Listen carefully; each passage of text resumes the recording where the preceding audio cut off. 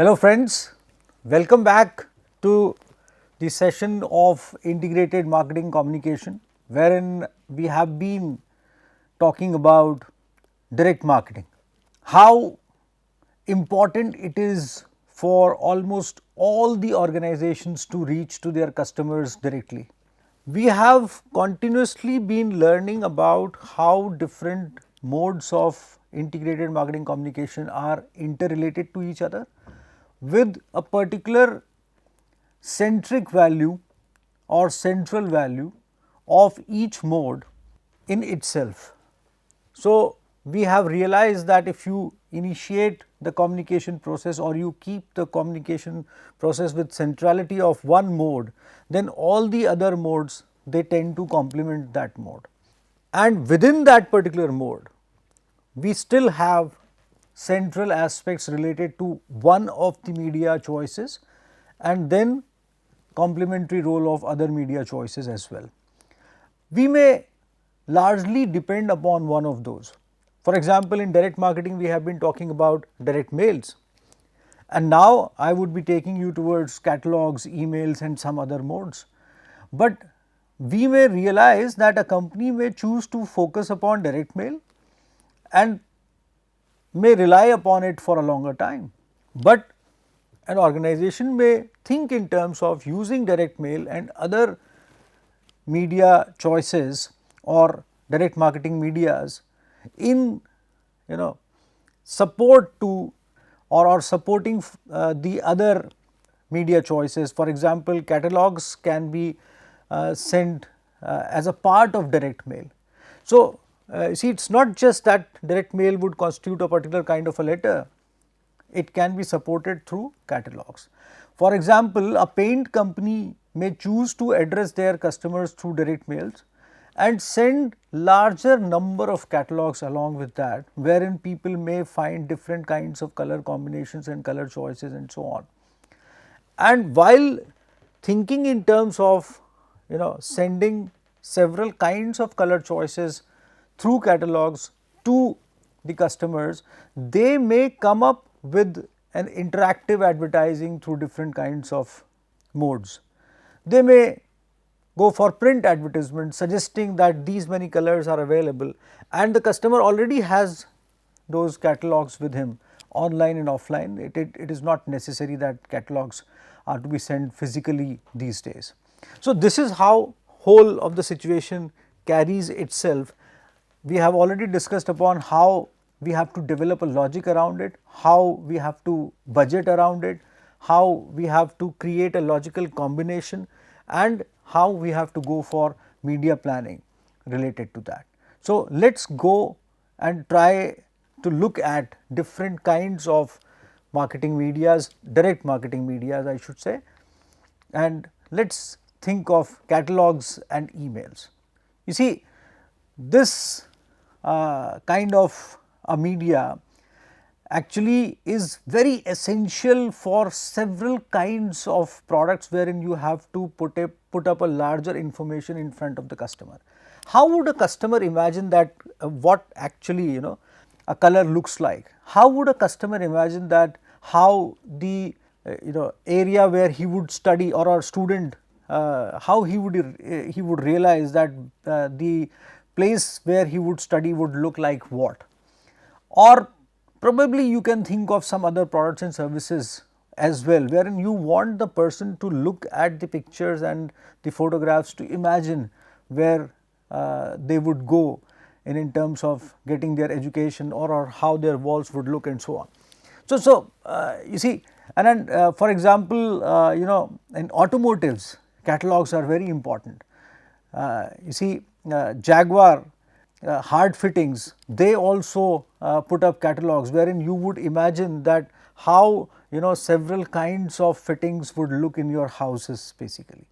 And then automotives, you will flip out through pages basically. Again, Jaguar is one of the most renowned automotive basically. So, Jaguar fittings or Jaguar automotive, whichever way you will want to look at it, you can find catalogs very useful and helpful. Then emails most of the times are very cost effective, and you can change the format every time you want to address the customer, and you can make the subject line so attractive, or you can be so persuasive and so decent as far as the email content goes. Customer would like to read it once in a while. I have found it very useful in terms of customers who actually don't want to get disturbed through different kinds of messages, through different kinds of modes like mobile phones or something. They feel happy when mails are sent to them, and they read those as per their own convenience and choices. So that actually makes a lot of sense. For example, you want to educate a customer about a new housing scheme which is coming in around the surrounding area, or wherever the customer is looking forward to purchase a particular kind of a house. So that is how catalogs and emails they work. Then definitely direct selling. You see, we discussed that earlier also, that there can be a conceptual overlap between different kinds of modes in terms of integrated marketing communication. But when we talk of direct marketing, direct selling, although is related to personal selling also, which we have discussed earlier, but direct selling becomes a part of direct marketing effort as such. And some of the elements which I am going to talk about here may have been referred to in earlier discussions as well. But again, the point is, here the focus is learning about how customer can be directly approached, and what is the aspect of developing direct marketing communication around our products and services. So, and then you may say that when a company talks about personal selling, so definitely they are using a direct marketing approach, and we know the conceptual difference which we have discussed earlier in terms of personal selling as well. So, you see, here one can go for repetitive sales efforts, person to person selling, wherein a salesperson visits the buyers at different locations of their convenience and so on. And you see, there are several kinds of direct marketing organizations which have thrived on direct marketing efforts. You can name a few larger ones like Amway, Avon, HUL, Eureka Forbes we have talked about, and so on. And that is where the difference is actually, as I was telling you, that in personal selling, you see, there can be a locational aspect wherein one-to-one selling effort can be made through point of purchase as well. But here direct marketing efforts are made at the point where customer is feeling convenient, especially at their own locations and so on. And that is how things are largely dissociated and integrated as well. So, let us not mix them up. Let us try to think in terms of that, how we can differentiate different modes and look at them in an integrated fashion as well. So, then you see, there are non-repetitive person to person selling as well, wherein the salesperson visits the buyer's location to sell infrequently purchased products as well. So, that for example, a person would purchase a food processor not so often, and that requires a different kind of an effort. And on the other side, Avon and Amway kind of products, these are repetitive products, or because these are consumer products, so customer definitely look at them with sort of repeat purchase perspective. Then there are party plans.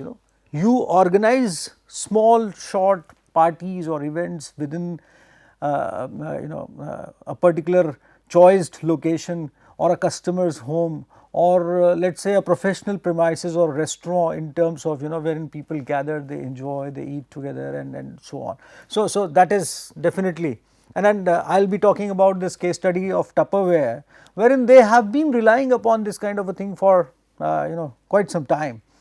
Although Amway has also done this, but not precisely in terms of party. They have organized gatherings wherein they invite people to talk to each other, and they share their views and so on. Because you see, here in direct marketing efforts, one of the major intent of the organization many a times is to create a chain of buyers who would become sellers for them in due course of time also. So, that is also a very important marketing strategy, and in terms of communication it creates a chain of communication of trustworthy customers themselves becoming the advocates and sellers for that particular organization. So, that is kind of a specific focused communication strategy. Then there are broadcast media, television, radio, we have talked about it. You would wonder that once we have talked about them with reference to mass media and advertising, why we are focusing upon them with reference to direct marketing. But here there are several channels, and I have mentioned it once earlier as well, which focus upon directly generating a response from the side of the customer at that particular time. And radio also now they have started using that. So, it also becomes a part of as far as direct marketing effort goes. I know some of you would be having queries in relation to that, should we call this specifically direct marketing or should we call this as some other mode. You see, remember that how strategically it is used with what kind of an intent takes it towards the particular kind of a categorization. If it is being used with an intent of direct marketing and is focused upon as a direct marketing effort, bringing in other efforts to complement that, then definitely one particular mode can be called as a direct marketing effort and so on. So, that makes the difference, and we will keep on talking about these kind of things, and I will always be open to answer your queries and demonstrate that. But this can very well be understood by yourself as well when you differentiate this with reference to several kinds of examples which you find all around you. Try to focus upon that, how companies are actually generating communication around one kind of a mode, and then you yourself would be able to comfortably categorize that. Then there are infomercials, and there is an element of print media. I have earlier also mentioned about print media with a separate kind of an orientation, and here sort of it makes print media a difficult choice as far as in terms of direct marketing aspect goes. But then infomercials, definitely these are helpful, wherein 30 minutes or 1 hour time slots are designated for a particular kind of a program, wherein that program surrounds a particular kind of a sales effort or sales pitch, and that is how it goes. Although you would realize that when we talk of direct response advertising, there is a thin line in terms of infomercials, but here you are trying to generate a response then and there, and here you are being informative about as far as your product goes, and then that information is directly being passed upon to the specific target customers who that would be watching these kind of infomercials, or who require this kind of a detailed information about a particular kind of a product. And yes, this is a very notable kind of a point, that many a times organizations, and that we will see in database marketing or database based communication, wherein you would realize that by a particular kind of a stage, customer organizations, they are aware of specific target customers, and if they have this categorization, they understand that these customers are available on a particular kind of a channel and they are watching a particular kind of a show, that enables them to design specific programs, infomercials for them.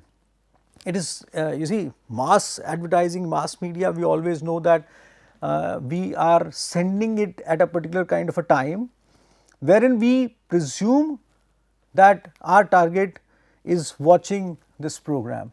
Then we get that feedback through different kinds of modes which we have talked about, and then we analyze that what kind of an impact we have generated through different kinds of researches, or we have already talked about TRPs and those kind of things. But here we are quite sure that this is actually reaching our targets, and that is where direct response and direct response marketing and infomercials, or direct response advertising and infomercials are they lie into this kind of particular category. Then comes in an element of evaluating the effectiveness of direct marketing programs. You see, since the beginning we are trying to analyze that whatever efforts we do should be meaningful, should be cost effective, and should enable us to reach to our customers, wherein customers they start looking forward to the purchase. Whole of the effort is around that. And here also when we talk of direct marketing programs, we are definitely concerned about evaluation of how effective the program is. So, definitely it has to be categorized into a particular kind of a unit, and that unit is cost per order, for example. Now, here it enables us to evaluate the relative effectiveness of an ad based on the number of calls generated, because we are thinking in terms of direct response generation. So, we have to monitor it that way only. Now, here it's an important lesson for us. Whenever we talk about impact analysis, the unit of impact gets determined by the objective of our communication or the choice of mode of communication as well. So, when we are talking of direct marketing, then definitely it has to be monitored it that way. When we talk of mass advertising, we definitely, for example, in case of newspaper, I mentioned that how many readers would have gone through that kind of an advertisement. So, that or let us say reach basically, and that reach definitely has to be broken down into the cost for as far as the total scenario goes, and then it can be broken down in terms of the space the advertisement would occupy. So, and then you can go for the unit of the space complementing that kind of an analysis. So, then there is an element of customer lifetime value. Now, customer lifetime value can be seen with a multifaceted perspective, because many a times you would realize that customer has contributed much more as compared to what we have spent to retain or to acquire and then to retain the customer. How? If we get the customer loyalty, definitely that customer would have contributed more.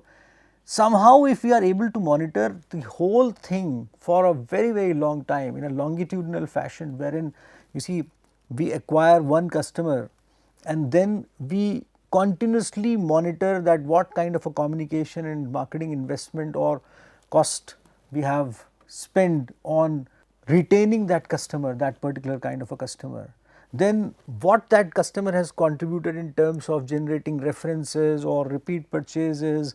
That means what kind of contribution the customer has made in terms of the direct revenue generation, the references which again converts into direct revenue generation, and then the support in terms of brand equity.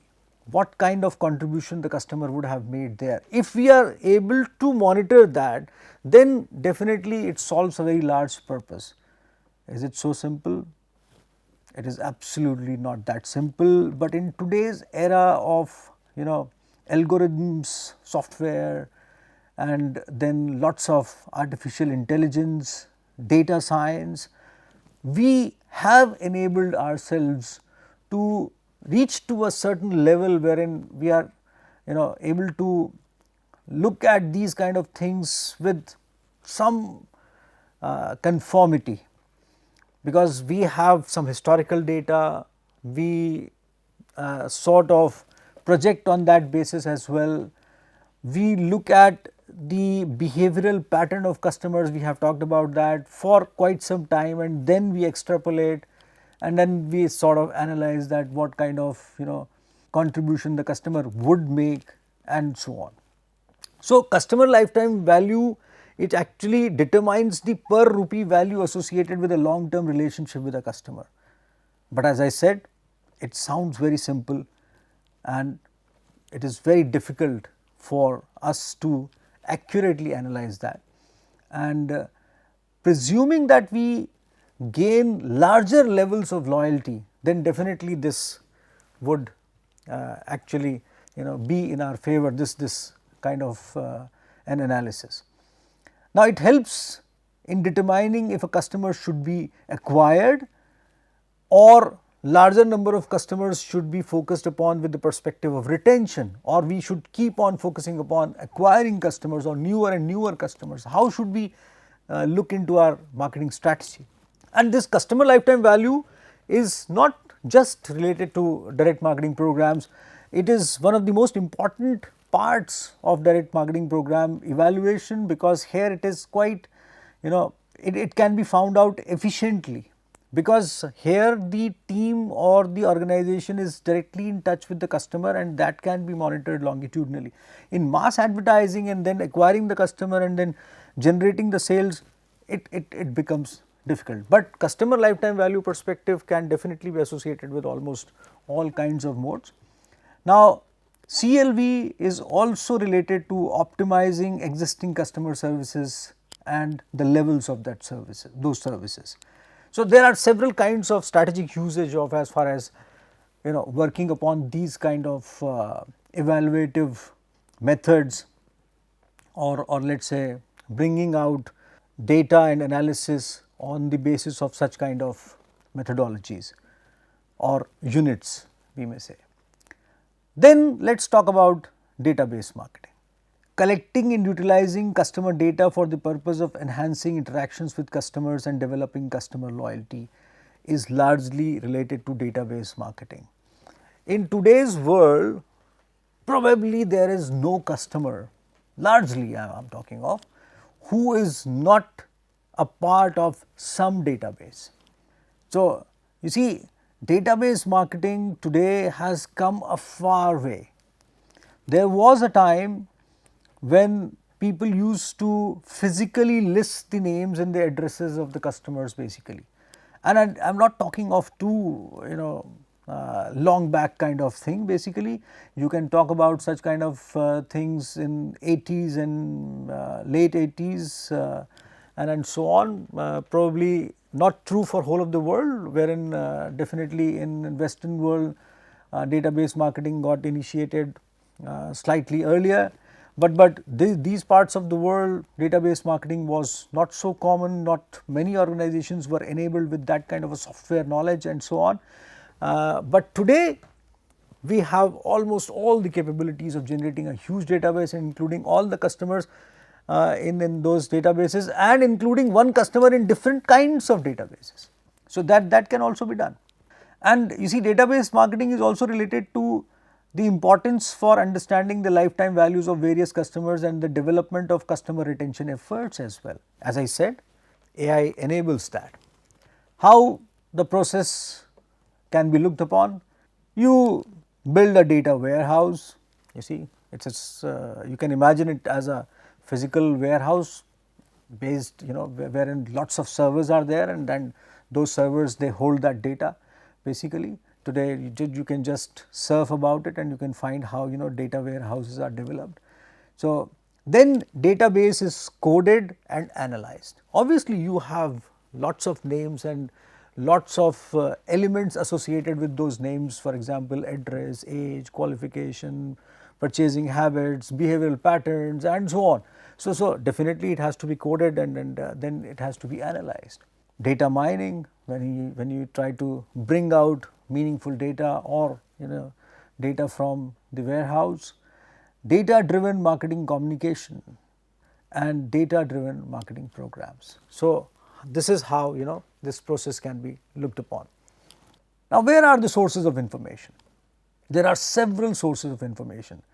Few are highly conventional and few, they definitely are based on lots of innovation in terms of developing the sources at large. So, for example, there are several kinds of list services, then organizations and independent agencies, they are continuously searching the online behavior of buyers, or almost all of us are online now. So, there is a specific behavioral pattern which can be derived out of our interactions with the world in whichever way we wish to look at it. There are credit bureaus, there are postal services. It sounds little ancient nowadays, postal services, but still they do exist in many parts of the world, believe me. And in India, we still have postal services. They are playing a very effective and efficient role still, although their orientation has now got redirected towards several kinds of services which were not so prominent earlier. Then there are direct marketing associations, there are bureaus of statistics which have a specific role to play in terms of generating statistics, analyzing and so on. Retail transaction histories are there, and then syndicated researches are there. So, there are different organizations which keep on doing syndicated researches. So, different kinds of modes are available. Now, you see how databases are developed, very simple kind of aspects are there. Now, looking at the objectives of developing a database, it can be broadly categorized into 4 kinds of objectives, wherein we wish to improve the selection of market segment, or let us say precisely looking at our targets. This is how you can talk about it.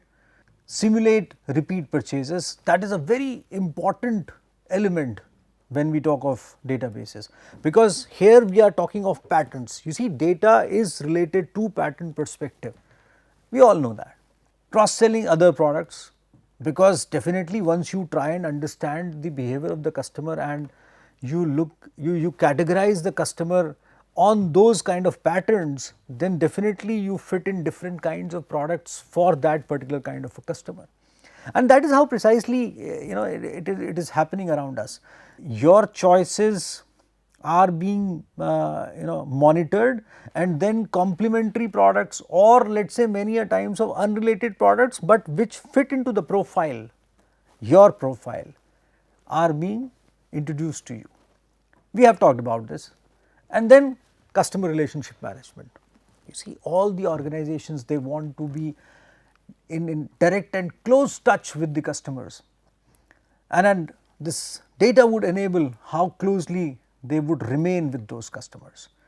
So, then definitely we have touched upon this element of database coding and analysis. Once you have that kind of a data with you, you try to differentiate that data in terms of codes, and then you analyze on on the basis of independent and dependent variables also, or let us say some correlation pattern basically, or let us say some other kind of analysis which enable you to reach to a conclusion, wherein you try to put up that individual as a who would do this, and who would end up purchasing this kind of a product, or who should be followed upon with this kind of a product. By the way, Diwali which just went by, customers, they came out all along, spent lots of money, and this season went well. And thanks to the efforts of all the stakeholders involved all around, basically after a very prolonged COVID period, economy went up as far as this period goes. How marketers were reaching to those customers, how they were actually aggressively seeking the attention of their targets. We have seen almost all the modes of communication working upon as far as this particular scenario goes. Just as I told you last time as well, that just go and watch the advertising and communication efforts and direct marketing efforts of the marketers for past 2 months, and you would realize that during those past 2 months, we have lived this complete subject which we are pursuing, integrated marketing communication.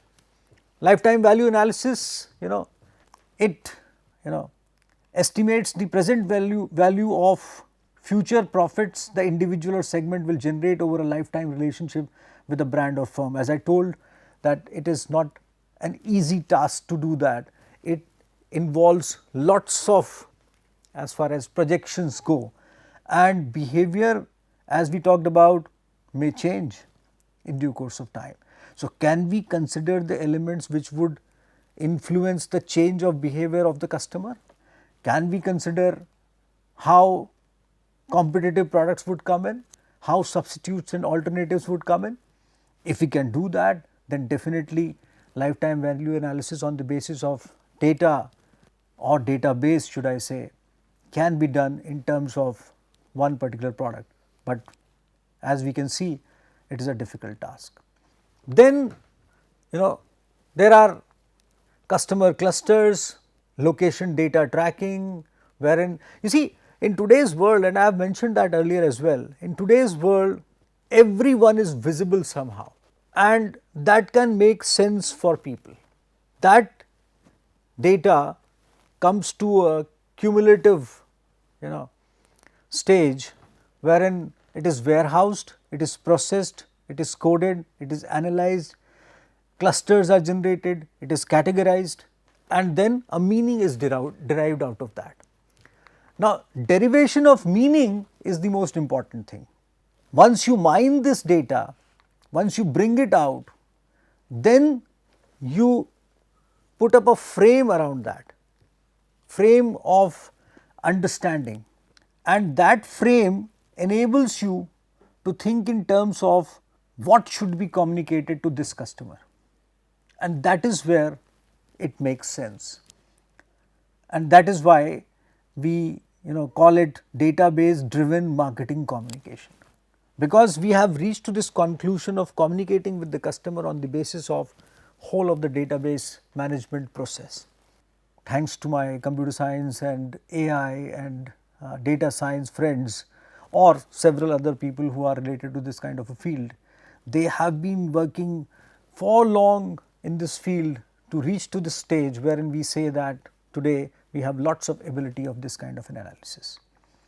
And as I said that I would be talking about Tupperware, wherein this particular organization actually focused upon direct marketing efforts, direct marketing communication to become strong. Just to briefly mention in front of you that you see this kitchenware brand started its operations in 1996, and then they started selling their products through party plans, wherein home demonstrations to the groups of people were done, and you see they adopted a 3-tier structure wherein dealers at the lower level followed by managers at the middle level and distributors at the top level were there. And you see Tupperware had a concept of party plan, as I said. They generated demonstrations through parties wherein they collected their target customers and they organized food and drinks and so on. And here they started demonstrating the products in consonance with the food served many a times, or let us say they generated something around the products themselves. It is not just that they collect people and they serve food and they just put up their products in front of them. Many a times the whole occasion was related to, for example, serving their customers through their products, basically with the help of the products actually. And then that is how Tupperware kept on introducing products one after the other to their customers for a very established kind of a flow which generated a continued reference and made them what they are today. It is a whole lot of a story. You can visit their website and you can always talk to people who have been associated with this organization and similar kinds of efforts, who have been part of this these kind of efforts or who have been the customers of these kind of efforts. And that is where we would elaboratively understand what direct marketing and direct marketing communication is, how effective it is, and how precisely it may stand alone as a very strong mode of communication, or how it may integrate with other modes of communication, making the brand stronger. or any brand stronger for that matter. With this, I will stop this discussion here. I will come back to you with cause related marketing communication after this session in the subsequent session, and then we will talk about public relations, which is a very important part of marketing communication. Till then, goodbye.